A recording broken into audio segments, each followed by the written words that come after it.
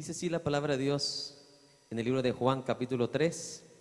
Había un hombre de los fariseos que se llamaba Nicodemo, un principal entre los judíos. Este vino a Jesús de noche y le dijo: Rabí, sabemos que has venido de Dios como maestro, porque nadie puede hacer estas señales que tú haces si no está Dios con él. Respondió Jesús y le dijo: de cierto te digo, que el que no naciere de nuevo no puede ver el reino de Dios. Tome su lugar.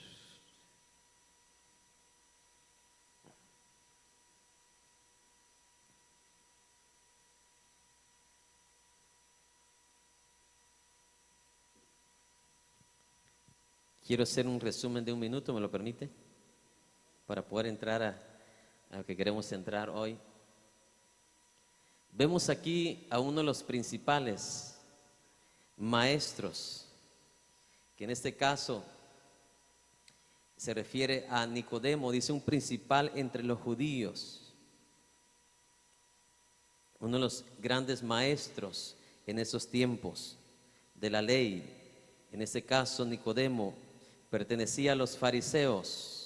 Los fariseos eran uno de los personajes que más estorbo le hicieron a Jesús. Amén. Yo por eso no me preocupo cuando veo estorbos en esta vida, presente en mi vida. No sé si me explico, porque yo no soy absolutamente nada comparado a Jesús, y Jesús tuvo esta clase de personas como estorbos. ¿Sí me explico? Donde quiera que iban personas a ver cómo él que tropezaba, ya sea en lo que decía, a ver cómo lo agarraban en un error bíblico de interpretación, etcétera, etcétera. Pero nos damos cuenta que en ninguna agarraron a Jesús. Amén, hermanos. Entonces, tal vez así le va a suceder a usted. Usted se va a encontrar con un montón de fariseos, que tal vez su grupo no se llame fariseos, pero las actitudes son de fariseos, que simplemente son tropiezos para el avance del evangelio de Jesucristo. ¿Sí me explico? Por ejemplo, ahorita que viene la época de Navidad, estos ya están preparando sus bombas para atacar la Navidad.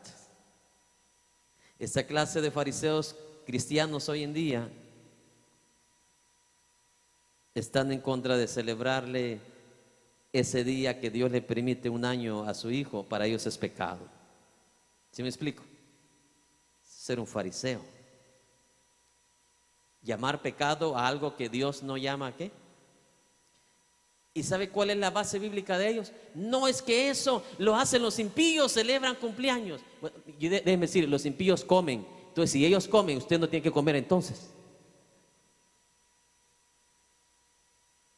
Si vamos a agarrar una cosa así como base bíblica, entonces agarremos todo lo demás. El fariseo es un tropiezo para el avance de la obra del Señor Jesucristo.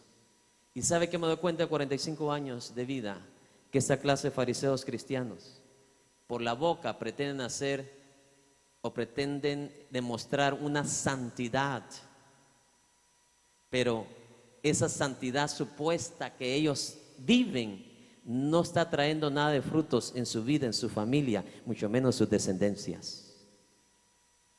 ¿Sabe lo que trae verdaderamente buenos frutos, calidad de frutos? Es un hombre y una mujer que va a hacer todo aquello que solamente está aprobado por Dios. Lo que Dios le dice, eso es lo que va a hacer, y no le va a andar importando. Como Jesús no le importó lo de los fariseos, no le importó lo que le criticaban. Él siguió adelante porque él llevaba los frutos. Aquí vemos un fariseo que por pena o no sé si por vergüenza ¿De qué dirían sus amigos fariseos si se daban cuenta que iba a consultar a Jesús? ¿Sí me explico? Para que lo llamara rabí, le estaba dando su respeto. Amén. Sabía que algo que ellos no tenían, lo tenía él. ¿Sabe algo que la gente no puede contrarrestar de lo que nosotros hacemos? Es que la calidad de fruto de ellos no se comparan a la calidad de fruto de nosotros. Es por eso que yo no tengo que defenderme con palabras muchas veces. Me defienden los frutos. No sé si me explico. Entonces ellos se tienen que defender con palabras porque no tienen ¿qué? Los frutos. No tienen los frutos. Y digo, tráigame a sus hijos. Yo le traigo los míos. A ver quiénes están más obedientes, más disciplinados. A ver quiénes conocen más la palabra de Dios. A ver quiénes honran verdaderamente a Dios. No sé si me explico. Yo a mis hijos no les tengo que decir, ya es hora de darle gracias. No, ellos me llaman antes de acostarnos. Yo a veces me hago el loco como que no quiero orar por ellos y allá están gritándome, papi, ¿no has orado por mí? Esas son las cosas que tienen valor, hermanos. Son las cosas que tienen valor en la vida y déjenme decirle, te traen frutos. Pero eso que si lleva tacones o no lleva tacones. En serio, gracias a Dios que no fui mujer yo, hermano. En serio. Cada mensaje de la televisión me bombardearan. ¿Sí me explico? No, que esos tacones del pastor, de la pastora Mirón, es pecado. ¿Basado en qué? Saber en cuál versículo. No sé si me explico. ¿Yo en qué me voy a basar para castigar a una hermana, para disciplinar a una hermana? Porque sus zapatos son altos, hermano. Si es ella la que los quiere usar, no soy yo la que va a andar empinado.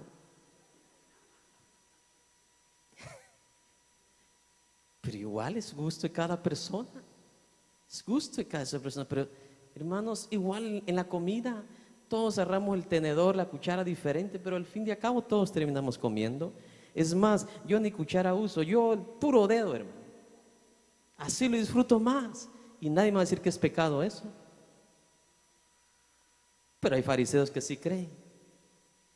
Si no se lavó las manos, es pecado, le decían a Jesús los fariseos. Entonces, este hombre llamado Nicodemo era de esta clase de grupos.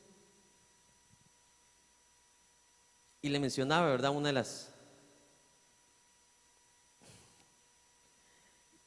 las cosas que ellos practicaban. El día sábado que ellos guardaban, estos fariseos, ellos podían tomar vinagre, pero si se lo tomaba usted, pero si hacía gárgaras, eso ya era pecado. Porque el hacer gárgaras ya le traía a usted trabajo. Y eso era pecado porque en el día sábado usted tiene que descansar, no trabajar.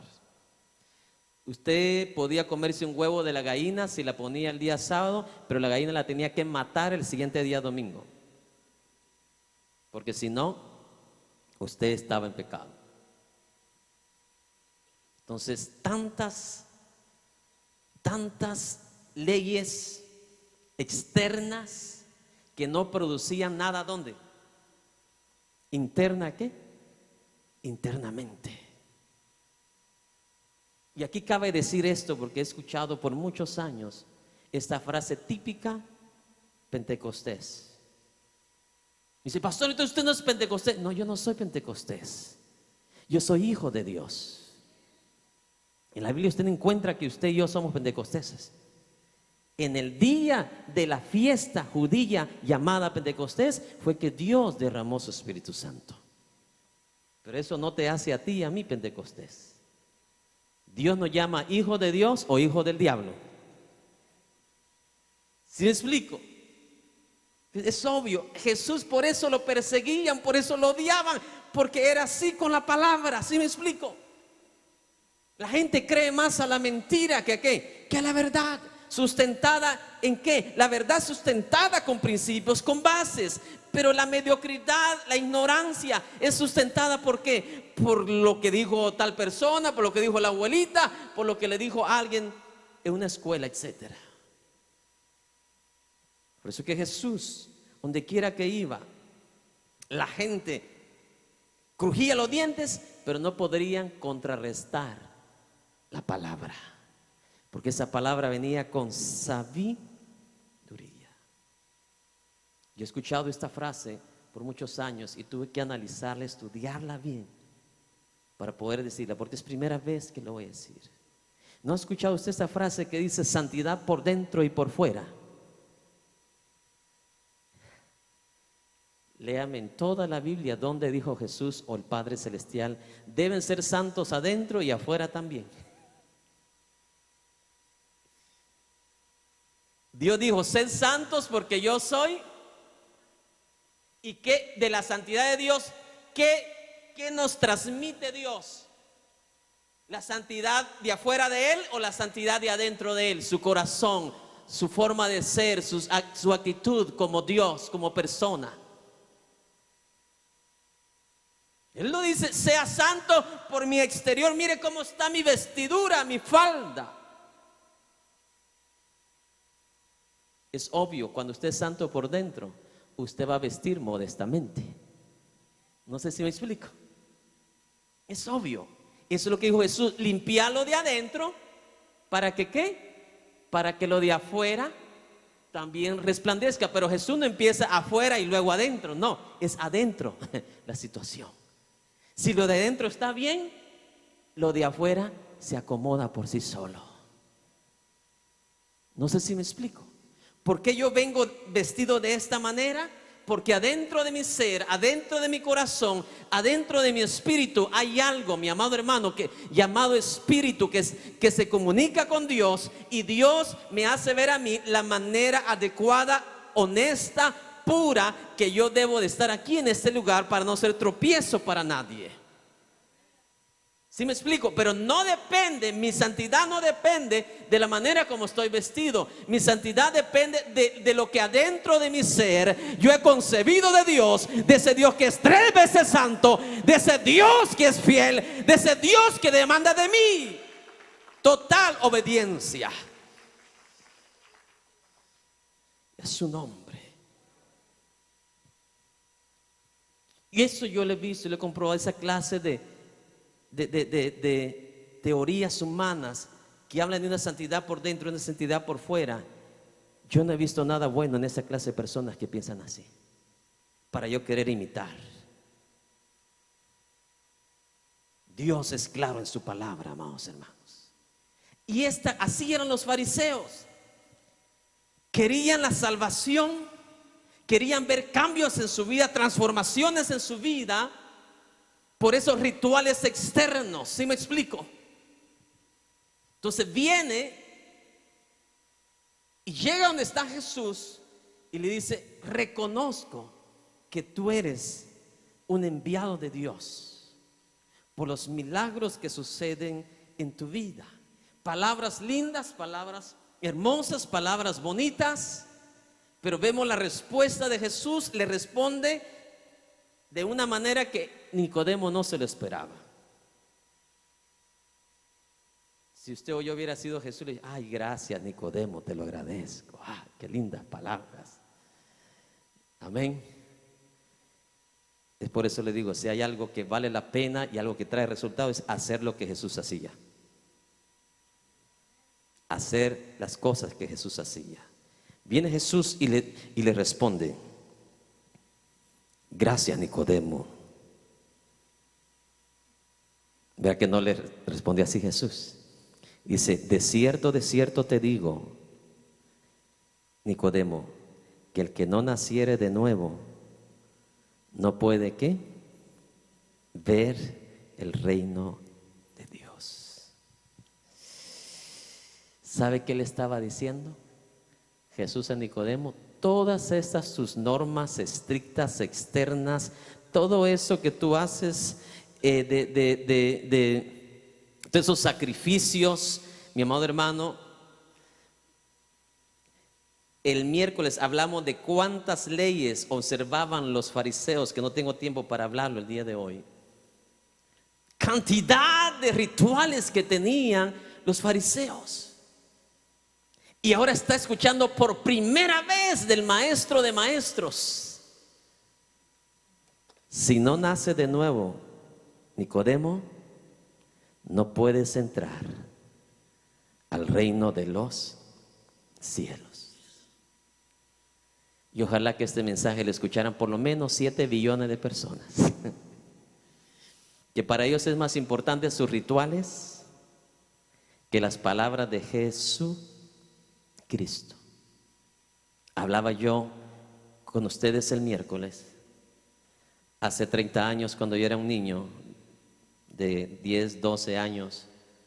Si yo iba a jugar un rato a fútbol al campo, si ya era miembro de la iglesia, era disciplina. Y si no era miembro, una cinchaciá. Porque según en esos tiempos, el ir a jugar ahí al campo era ¿qué? Pecado. ¿Según quién? ¿Cristo o los fariseos? Si a usted lo encontraban viendo al Chavo del 8, hermano, 8 cinchazos le daba. Y 8 meses de disciplina. ¿Cierto? ¿No estoy mintiendo yo? Los que tienen aquí más de 30 años de cristianos saben lo que estoy diciendo. Yo vengo de allá, como dice el canto. En serio, de ese cristianismo que más se parece fariseísmo que verdadero cristianismo. Normas externas. Estos fariseos eran de los más legalistas, pero esa no, para mí no es una correcta palabra. Eran de los más extremistas que había, mi amado hermano, en los tiempos de Jesús. No fue a ellos que Jesús les dijo: ustedes cuelan el mosquito. ¿Qué significa? Eran detallistas en cada error suyo. Mire, hermano, esa camisa le falta todavía 1 pulgada de largo. ¿Y qué? Eso significa colar el mosquito. Eran tan finos en cosas externas. ¿Sí me explico? Tan detallistas. Le ponían el ojo a Pedro un momento que Pedro no se lavó las manos. Rápido le cayeron, ¿sí o no? Parecían la policía, mi hermano, la migra.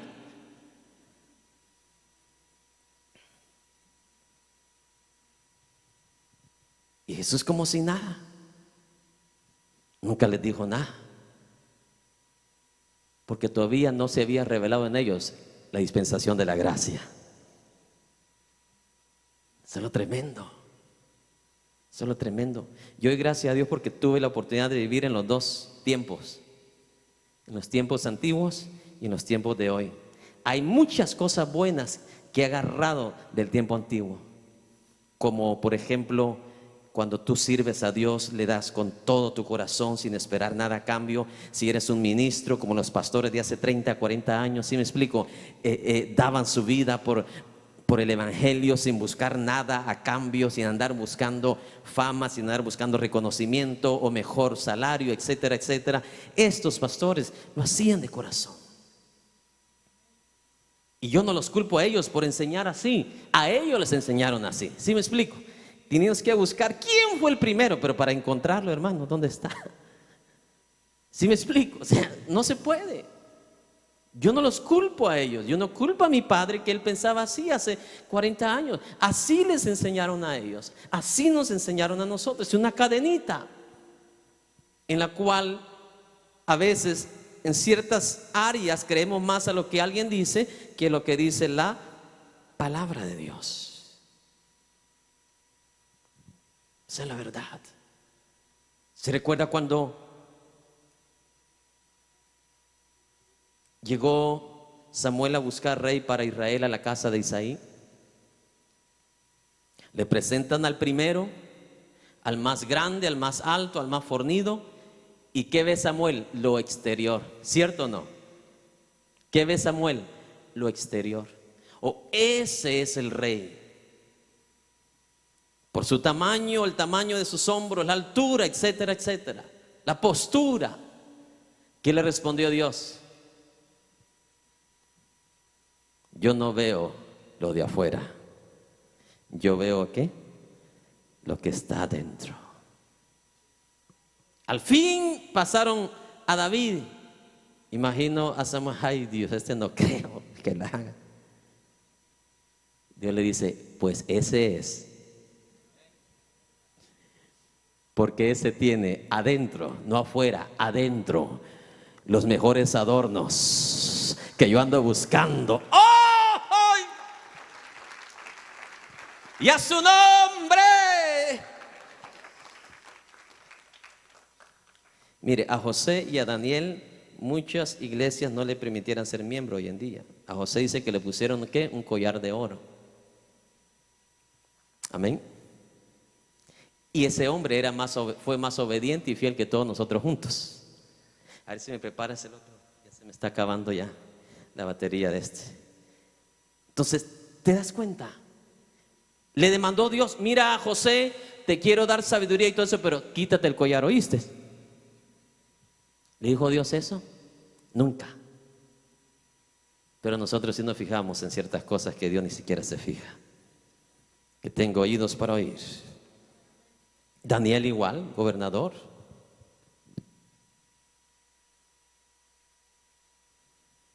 Gloria a Dios. Bájeme un poco el 2, por favor. Entonces, aquí vemos dos personajes. Uno con un evangelio en el cual su identificación denotaba acciones externas, pero carecían de cambios ¿qué? Internos.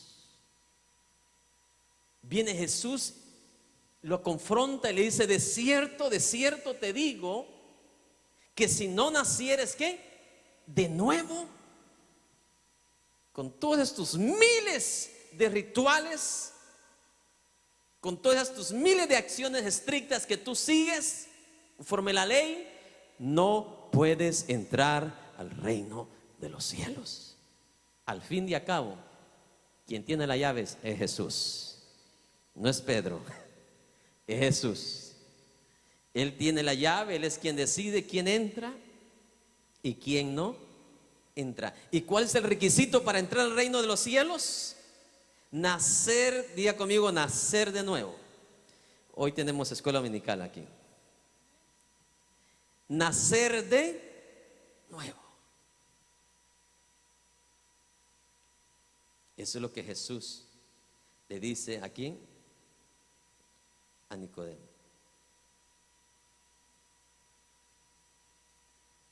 Vamos al verso 4.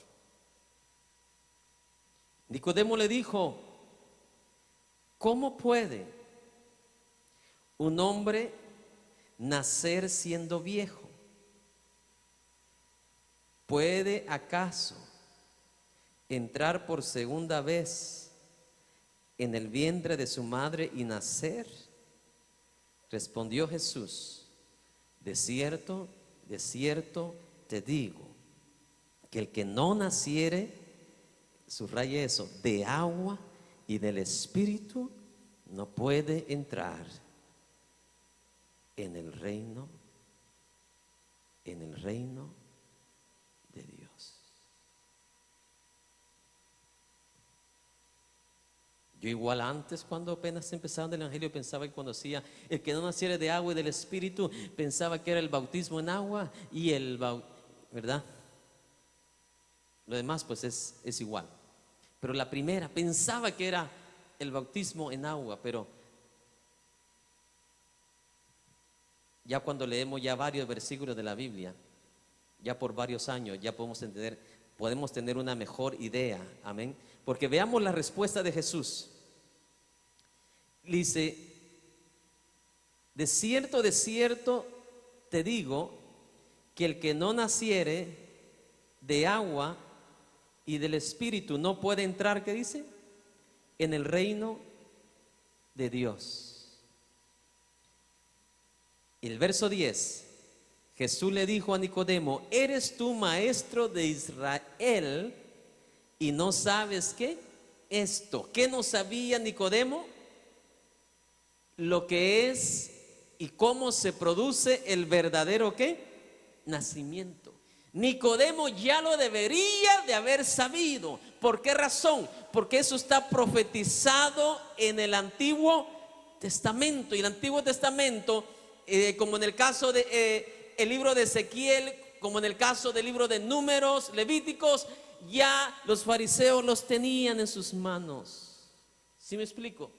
Si Daniel, que vivió cientos de años antes, ya tenía el libro de Jeremías, imagínense. Entonces, obvio, Nicodemo ya debería tener la revelación, el conocimiento de cómo nacer de nuevo, porque eso ya estaba revelado aún, mi amado hermano, en el viejo pacto. Nicodemo, ¿cómo es posible que siendo tú maestro de todo Israel y no sabes qué? Esto. El que no naciere, ¿qué? Del agua y del espíritu. El que no naciere del agua y qué? Y del espíritu. Vamos a ir a Números 8:5. Aquí está la primera referencia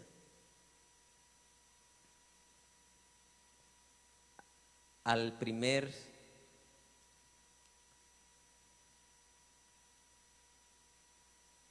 elemento que encontramos aquí, agua, y el segundo que es espíritu.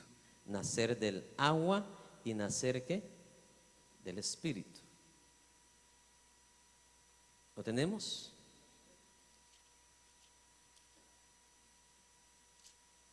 Números 8:5.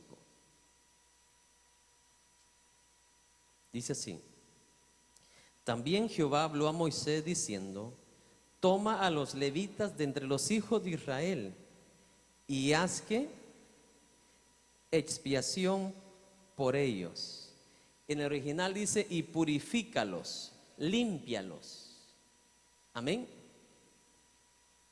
Verso 7: así harás para expiación por ellos, así los purificarás, así los limpiarás. Rocía sobre ellos el agua de la purificación. Oh, yo no sé si alguien va a dar gloria a Dios. Rocía sobre ellos el agua de la expiación, de la purificación, de la limpieza, y haz pasar la navaja sobre todo su cuerpo, y lavarán sus vestidos y serán ¿qué? ¿Cuál era la obra del agua? Según Dios, purificar. Era un símbolo, pues. El lavamiento del agua ya estaba anunciando y apuntando ¿a quién? A Jesucristo. ¿O no es Él quien posee ahora las aguas vivas? The living waters, como dicen. Las aguas de vida. ¿Cuántos tienen oídos? Entonces esto es lo que Jesús le está diciendo a Nicodemo. Nicodemo, you are a teacher. Tú eres un maestro y no sabes cómo se nace de nuevo. Si esto no es nada nuevo, esto ya está escrito. No sé si me está escuchando. Entonces, ¿cuál es la obra? ¿Cuál es el trabajo aquí simbólicamente del agua? Expiación. ¿Sí sabe que expiación es limpieza de nuestros ¿qué? Pecados. Purificación de nuestros pecados. De cierto digo que el que no naciere del agua y del espíritu no puede entrar ¿a dónde? Al reino de los. La segunda nota que habla Dios acerca del agua está en número 19. Vamos, por favor.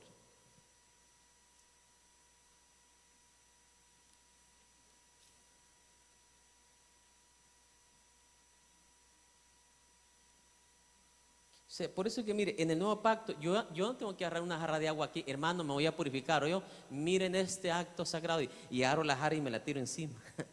Antes sí se hacía, pero ahora ya no. Entonces, de aquí agarran estos hermanos fariseos. ¿Se da cuenta que dice que ahí se tiene que afeitar todo el cuerpo? Por eso cuando me dieron barbado una vez me dijeron, usted está en pecado porque usted no se está rasurando.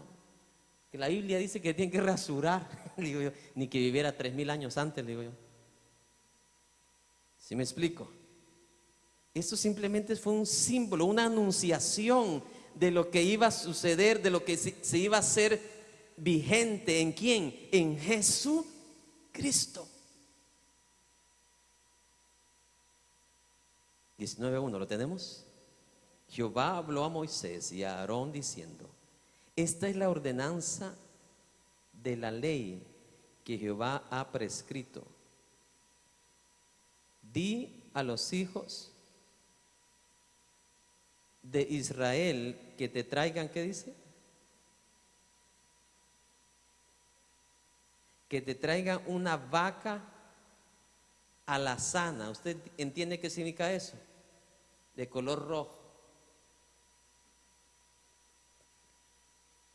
Ese es el color que se refiere en el original, rojo. Yo no sé si en el presente hay vacas rojas, pero antes sí las había. Dice, y usted sabe qué significa ahí o qué está simbolizando el color rojo, ¿no? La sangre de quién? De Jesucristo. Dice, traerás una vaca alazana, color rojiza, roja. Y esta vaca será ¿qué? Perfecta. ¿Sabe qué significa eso? Nada que iba a estar su pierna rota, quebrada, o le iba a faltar un ojo o una oreja. No sé si me explico. Tenía que estar perfecta. ¿Qué estaba simbolizando? Al sin pecado, al que no cometió ¿qué? Pecado, al que fue probado en todo hice y no pecó. ¿Quién es? Jesucristo. ¿Se da cuenta? Todo el Antiguo Testamento apunta ¿a quién? A Jesucristo. Por eso, si ahora tiene usted a Jesús, ¿para qué volver atrás? ¿Para qué retroceder 4000 años? No sé si me está escuchando. Lo usamos el Antiguo Testamento para referencia, ¿sí me explico? Para ver cómo lo glorioso, cómo Dios desde cientos de años, más de 1000 años, ya Dios estaba apuntando ¿para qué? Para el día de la redención de nuestras almas. Qué bueno es el Señor, ¿verdad que sí? Que piensa en nosotros, nos ama a nosotros. Perfecta, en la cual no haya falta, sobre la cual no se haya puesto, ¿qué dice? Yugo. ¿Sabe qué está significando esto?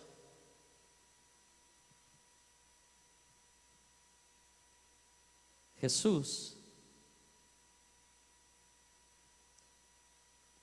Dios Padre, no le impuso ningún yugo a él. Amén. A una vaca se le impone un yugo, ¿sí o no? Pero a esta vaca dice, no le pondrán ningún yugo. Todo lo que Jesús hizo por nosotros lo hizo de su propia ¿qué? Voluntad. Sometiéndose a quién? El Padre no forzó a Jesús, porque el yugo se impone, ¿sí o no? Usted viene y agarra una vaca y le pone yugo, y aunque no le dé permiso, usted se lo pone. Pero Jesús lo hizo de su voluntad, en obediencia a quién? En obediencia al Padre celestial. Seguimos. Y la daréis a Eleazar el sacerdote, y él la sacará fuera del campamento y la hará degollar en su presencia. Y Eleazar el sacerdote tomará de la sangre con su dedo y la rociará hacia la parte delantera del tabernáculo de reunión con la sangre de ella. ¿Cuántas veces? 7 veces.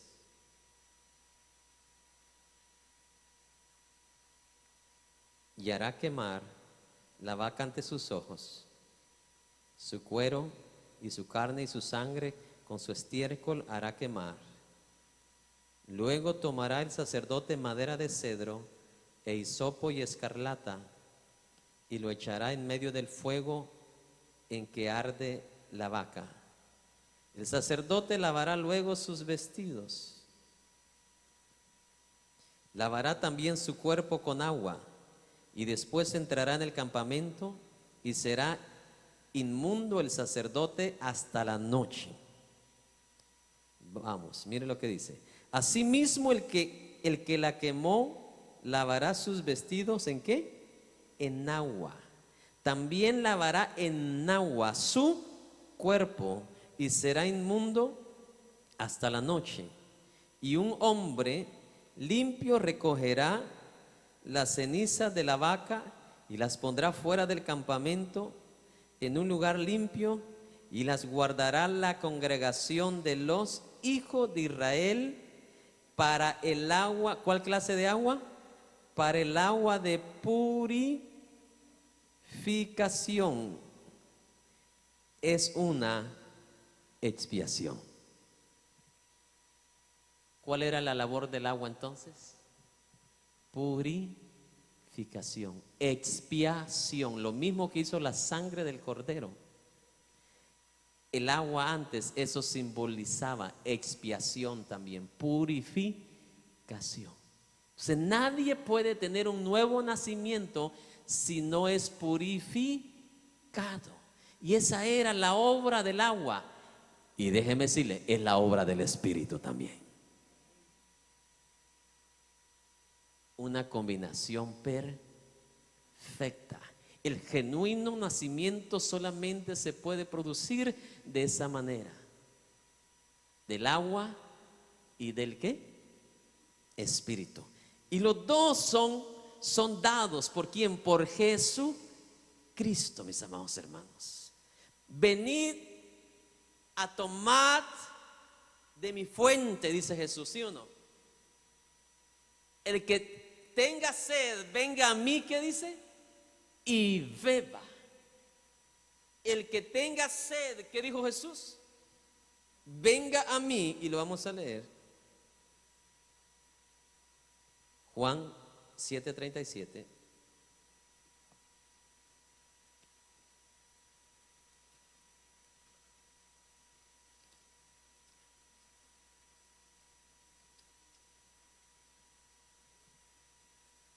En el último gran día de la fiesta, Jesús se puso en pie y alzó la voz diciendo: si alguno tiene sed, venga a mí y beba. ¿Qué va a beber? Agua. El que tenga oídos para oír. El que cree en mí, como dice la Escritura, de su interior correrán ríos de agua ¿qué? Viva. Esto dijo Jesús del Espíritu que habían de recibir los que creyesen en él, pues aún no había venido el Espíritu Santo, porque Jesús no había sido aún ¿qué? Glorificado. En este séptimo día de la fiesta de los tabernáculos, el sacerdote iba al estanque de Siloé con una jarra de oro y llenaba su jarra, y atrás todas las multitudes con él, detrás del sacerdote, dirigiéndose hacia el templo, al tabernáculo.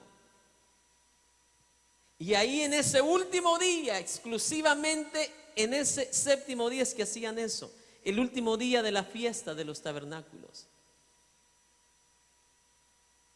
Este sumo sacerdote venía y derramaba esta agua sobre el altar y sobre el sacrificio.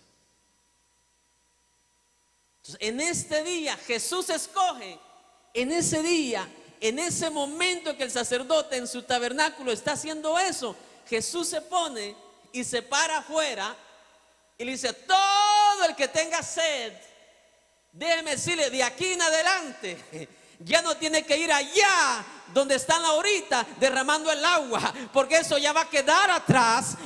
Yo no sé si alguien va a entender algo el día de hoy. El que tenga sed de aquí de adelante ya no va a tener que ir allá. Venga a mí. A su nombre, Y que tenga sed de aquí en adelante, si quieres saciar esa sed, ya no tiene que regresar, mi amado hermano, a los rituales cuando tienen oídos. Ya no tiene que regresar a los simbolismos del ayer.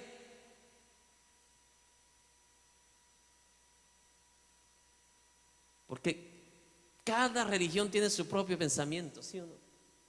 No, porque su hijo herede el reino de los cielos tiene que tener la primera comunión. Tiene que bautizarlo desde niño. Jesús dice lo contrario. El que quiere heredar el reino de los cielos, que es lo mismo que decir, el que tenga sed, ya no va a tener allá donde está todo el mundo ahora. Yo soy el único medio. Venga a mí y beba del agua para que nazca, para que sea cambiado, transformado para buenas ¿qué? Obras de justicia. Tengo oídos para oír. Venga a mí, beba, y yo le daré de beber del agua de vida. Me gusta cómo dice en inglés, living waters. El que cree en mí, como dice la escritura, de su interior, vuelve otra vez a mencionar el agua, correrán ríos de agua viva. Esto dijo del Espíritu que habían de recibir los que creyesen en Jesús, pues aún no había venido el Espíritu Santo, porque Jesús no había sido aún glorificado. Este versículo muchos no lo mencionan porque no les conviene. Muchos no lo mencionan y es el que más se debe mencionar porque es de Jesús. Amén. Aquí lo que Jesús está diciendo es: mi espíritu te bautiza en el momento que tú vienes sediento, lleno de pecado, lleno de toda la mugre del pecado. Mi espíritu te va a bautizar en el mismo instante que tú vengas a Él. Tengo oídos para oír. Ya el Espíritu, grábese esto. El Espíritu de Dios, dice, no había venido todavía, ¿sí o no? Pero ¿cuándo es que iba a llegar a tu vida? Dice, cuando creyeses en Él. Yo, como Juan el Bautista, bautizo ¿qué? En agua, o sea, te sumerjo en agua. Pero Jesús te va a sumergir en el Espíritu. ¿En qué momento? Cuando tú vengas sediento, creyendo que Él es la fuente de vida, y lo que te va a dar, te va a saciar, te va a llenar, te va a purificar, te va a santificar.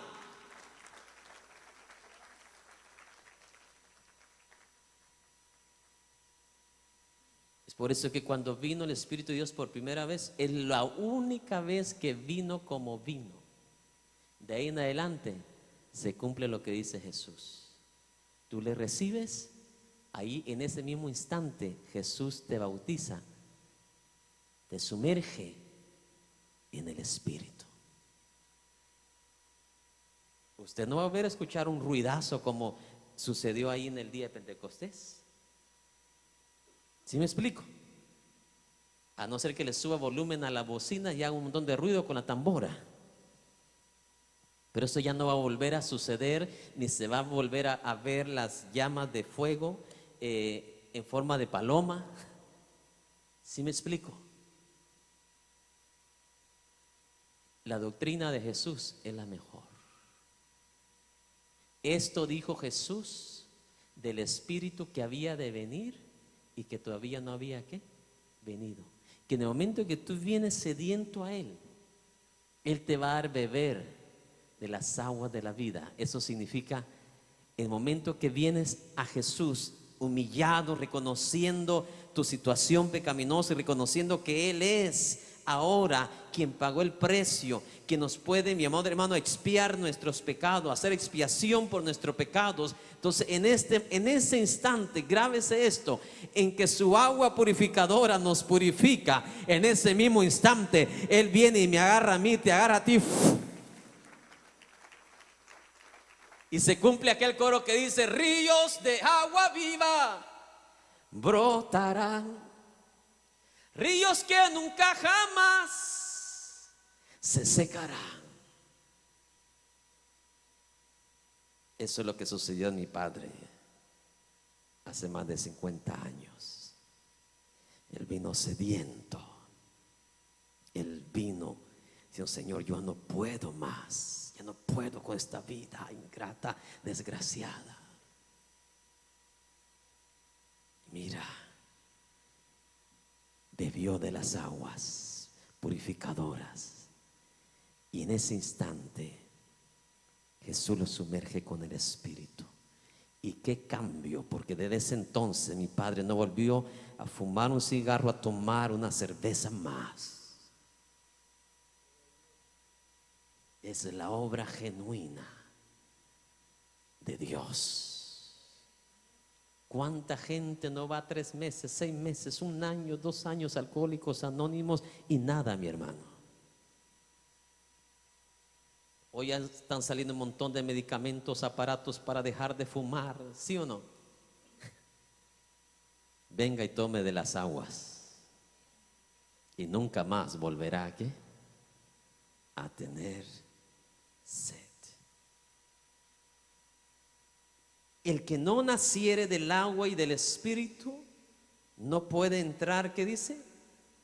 Al reino de los cielos. Vamos a ver la promesa de Dios Padre cuando Él prometió, mi amado hermano,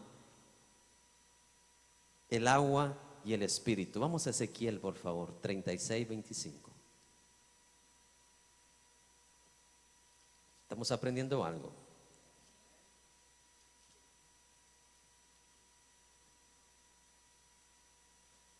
En otras palabras, el bautismo con el Espíritu es espiritual, hermano, no es sentimental, no es algo que tú vas a sentir. Todo lo de Dios es por fe. ¿Es que? Por fe.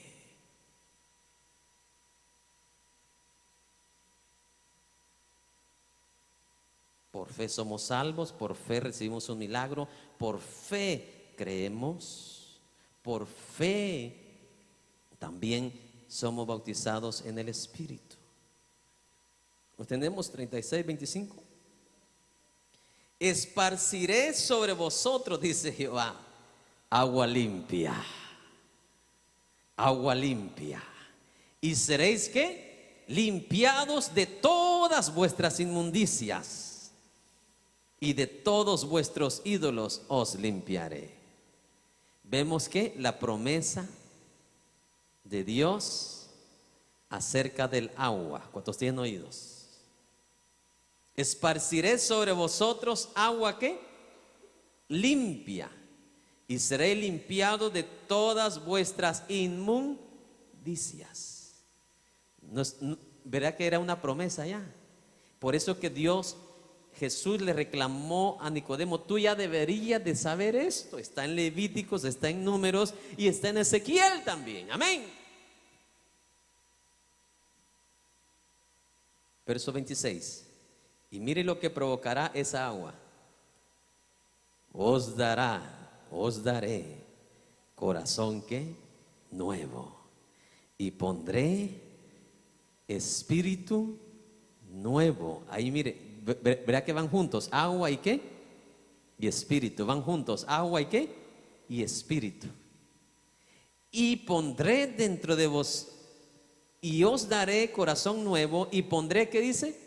Espíritu nuevo dentro de vosotros, y quitaré de vuestra carne el corazón de piedra, y os daré un corazón de carne.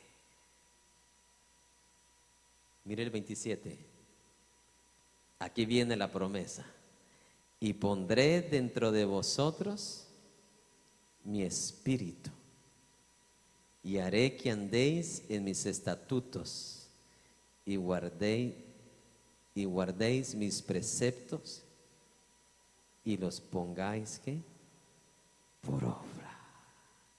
Aquí está profetizado el nuevo ¿qué? Nacimiento, el verdadero ¿qué? Nacimiento, lo poderoso de Dios, profetizado cientos y cientos de años a través del profeta Ezequiel, mis amados hermanos. Ve ahí las dos, mano a mano, el agua y el espíritu. El agua purificadora o el agua purificadora y el espíritu, mi amado hermano, de Dios que nos regenera cuando tienen oídos. Bendito sea Dios para siempre. Y ahí Dios estaba profetizando, prometiendo, mi amado hermano, una nueva vida. Estaba prometiendo regeneración por el agua y por el ¿qué? Espíritu. Y por el espíritu.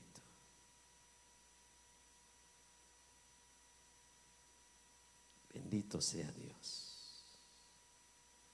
El único bautismo que va incluido aquí en esa promesa no es del agua, ¿verdad que no? Bautismo en agua, no. El bautismo del Espíritu. El bautismo del Espíritu. ¿Qué dice? Pondré en vosotros, ¿qué dice? Mi espíritu. Porque solo con el Espíritu de Dios en nuestra vida somos ¿qué? Regenerados. Eso es lo que dice el Antiguo Testamento. Y eso es lo que Jesús dijo ahí en el último día de la gran fiesta.